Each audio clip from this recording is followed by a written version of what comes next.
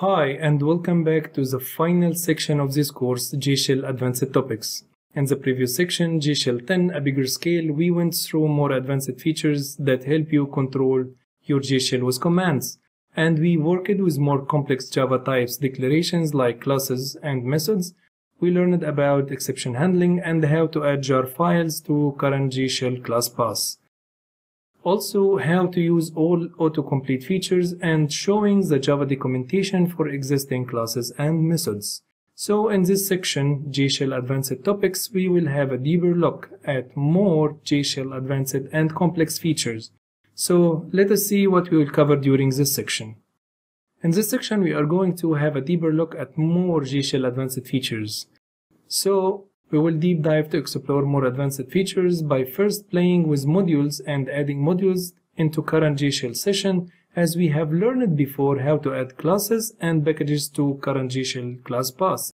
Also, how to use our favorite external editor to edit our code snippets instead of the default JShell edit bed application. And also we are going to learn about a lot of commands, their option we can use to customize our JShell session. Finally, a super exciting video on how to use the JDK internal API to develop an application to execute Java code like Unix shell script. Are you ready for this? I'm eager for that, so let's start. Now we move on to the first video of this section, working with modules. In this video, we are going to take a look at adding a module to the current JShell session, importing a class from modules exported packages, and finally we are going to use that imported class. So let's jump to JShell to add a module to our current JShell session. So let's jump to our terminal.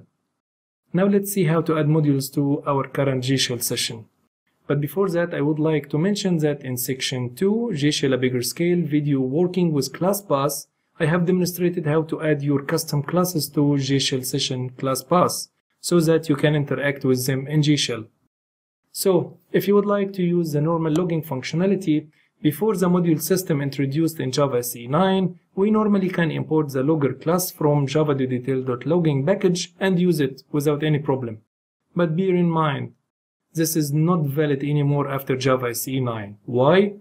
Because logging now resides in its own Java logging module. So here I will show you how to add this module from the JDK modules in order to use the logging functionality. But before starting, I would like to mention that there are two ways to add modules to JShell. First, when starting a JShell using the following command, and I have written all the commands in this exercise files. I'm going to navigate to exercise file. So this is the command you can use to start a new JShell session with the loaded module or modules would you like to add with JShell command with this option --add -modules, and you can specify your module or comma-separated list of modules. The other way is from inside JShell session using /env command, specifying the module path and the specific modules that JShell should load from that path. For our java.logging, we can use this command. This is from inside JShell after starting a new JShell session using this command. So I'm going to start JShell session with add module and logging module.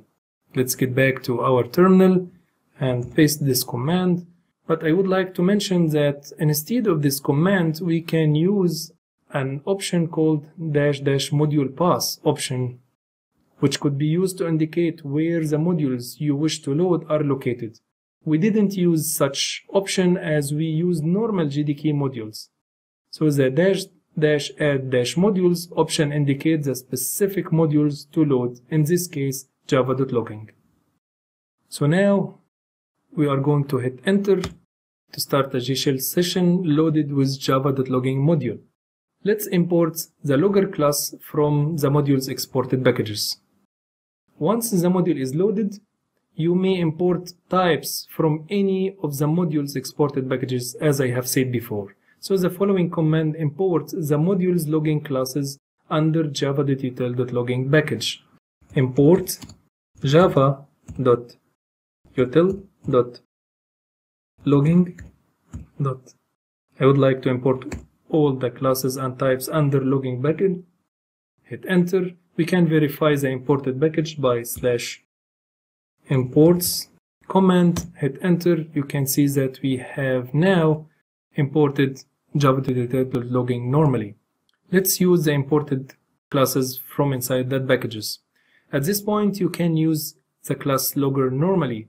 Just as you can use other classes before, let's create an object from logger. So I'm going to type logger, press tab key to autocomplete. So we have a lot of classes starting with log. So I'm going to add another GER log equal logger dot get logger.